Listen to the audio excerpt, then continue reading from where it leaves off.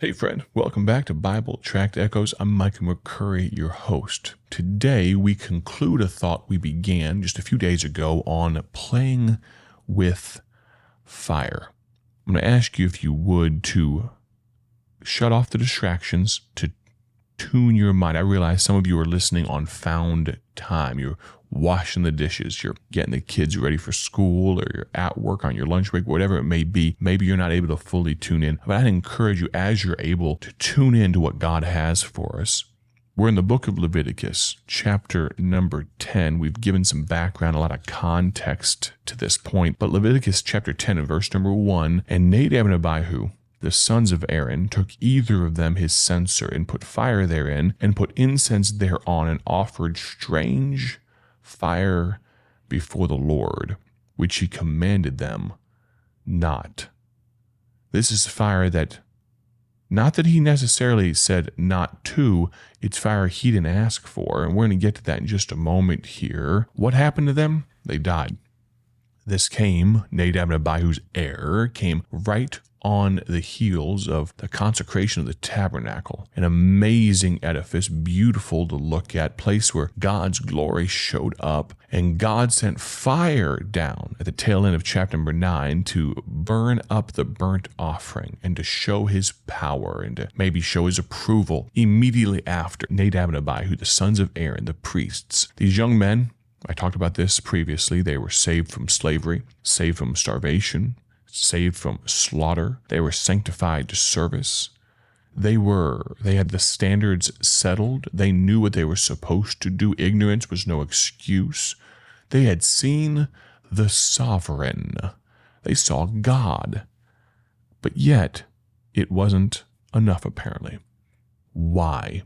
Why did these two boys play with fire? And maybe, just maybe, we can answer that question for you and for me. Now, I thought about this. I prayed about this. And I each of these first, I think, 3 reasons that I'm going to give you, I truly thought it was for these reasons that these boys played with fire. But I have examined and discarded each of them. But that doesn't mean these reasons won't apply to you.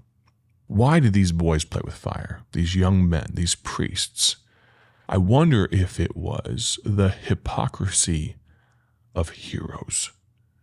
Back in Exodus chapter 32, verse number 1, and when the people saw that Moses delayed to come down out of the mount, the people gathered themselves together unto Aaron and said unto him, Up, make us gods, which shall go before us. For as for this Moses, the man that brought us up out of the land of Egypt, we wot not what has become of him. We don't know what happened to him.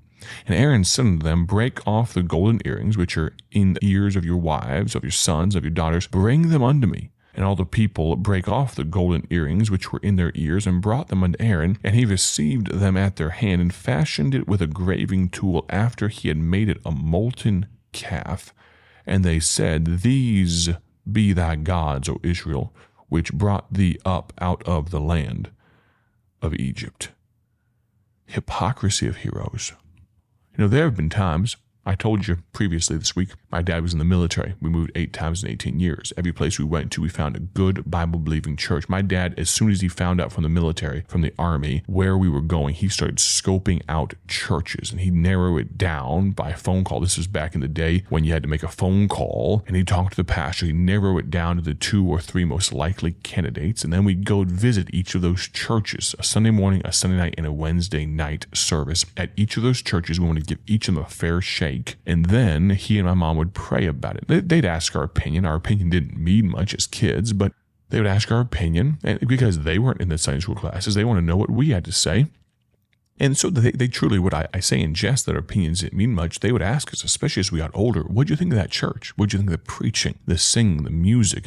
And we'd make sure we got in a good Bible-believing church. That was the first priority for my parents, to make sure we were raised in the nurture and admonition of the Lord. I have seen what is called in this day church hurt. I've seen pastors, men of God, Christians, lay people, deacons. I've seen Christians not act like they're supposed to. I've seen it here and there in Germany every once in a while. I saw it on the East Coast. I saw it in the Midwest. I saw it on the West Coast. I've been in numerous churches. I've seen people get this, people. I've seen them be sinners. Nadab and Abihu got to see that as well.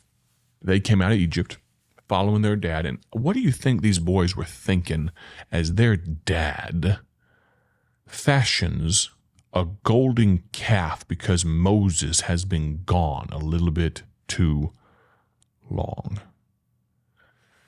I've heard it put this way. If you want an excuse to do something, any excuse will do. If you don't want to do something, any excuse will do.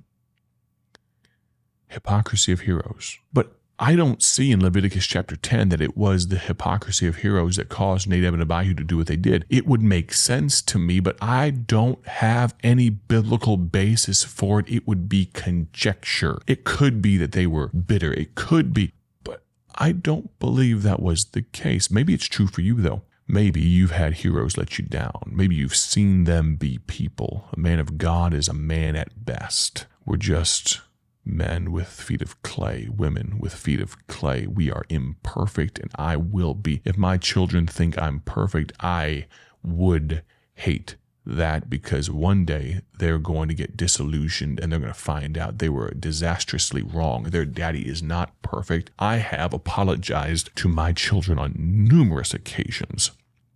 Maybe I've snapped at them a little bit too quickly. Emmy, I'm sorry. I shouldn't have said it like that. I apologize. I was wrong. But hypocrisy of heroes. But I don't believe that was the case for Nadab and Abihu. So what was it? Was it the world's worship?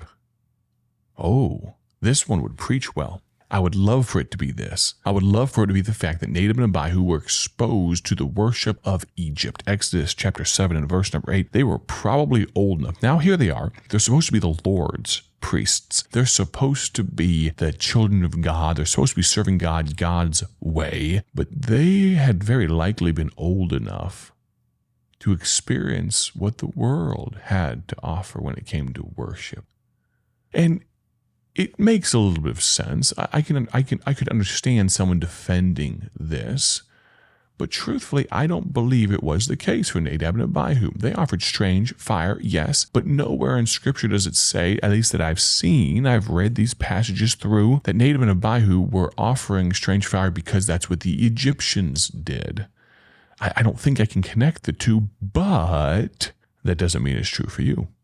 Maybe you don't worship God the way He wants because you're trying to inject too much of the world into it. We could make hay out of that one for a long while. Truthfully,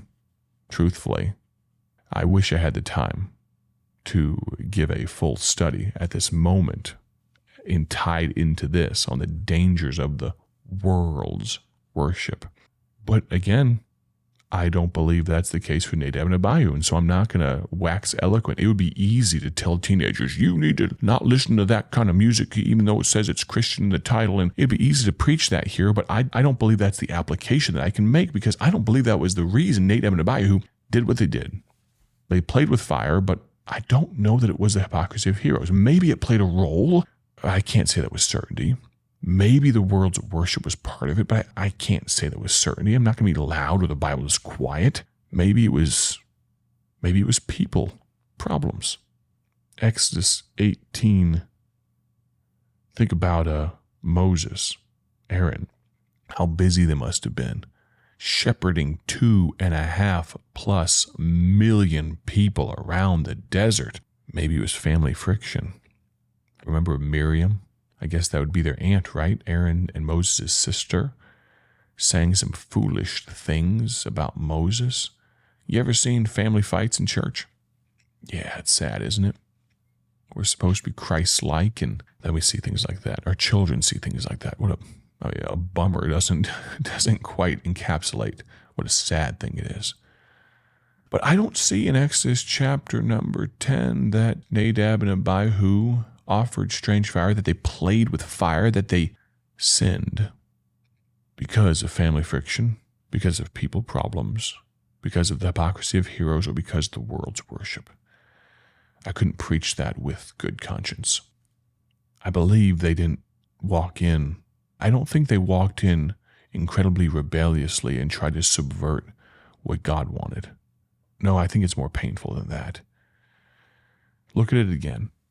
And Nadab and Abihu, the sons of Aaron, took either of them his censer, and put fire therein, and put incense thereon, and offered strange fire before the Lord, which he commanded them not. It doesn't say that he commanded them not to do it. I believe, as I read this scripture, and you can correct me if I'm wrong, but I believe what it's saying here is they just weren't commanded to do this. It wasn't prescribed against. It didn't say he commanded them not to do it. He commanded them not. God didn't tell them to do this. It wasn't in the instruction manual. Why? Why'd they play with fire? They had just seen in Leviticus 9 God do a marvelous work. I believe, and I'm praying about it, and seeking God's face, I believe that they were trying to give God fire that he didn't ask for. We hear stories of how it was in the olden days and how God did amazing things and the quote-unquote fire came down, and you want that, and you want that emotional response. You want the tears in your eyes and in the eyes of your church members, and but then we forget that God is more than capable of producing and controlling the fire himself. I mean, think about the sun. He put that glowing orb in the sky along with all of the other billions of stars. The pillar of fire, Elijah on Mount Carmel, the 3 Hebrew boys who weren't hurt by the fire. Friend, God doesn't need your fire. He just wants your obedience. What was Saul told? Obedience is better than sacrifice. Thank you so much for listening today. I hope something that was said today maybe cause you to ponder and talk to our holy God, and maybe, just maybe, cause you to stop playing with fire. Have a great day for his glory. We will plan on talking to you soon. God bless. Thank you for joining us today for Bible Tract Echoes, a ministry of Bible Tracts Incorporated. If you would like to receive a free sample booklet of all of our tracts, you can contact us by calling 309-828-6888. That's 309-828-6888. Our mailing address is P.O. Box 130, Dwight, Illinois 60420. A faster way to contact us is to go to our website at BibleTractsInc.org. That's BibleTractsInc.org. There you will find more information about our ministry and details on how you can support Bible Tracts Incorporated. Thanks for listening, and may the Lord richly bless you as you serve Him.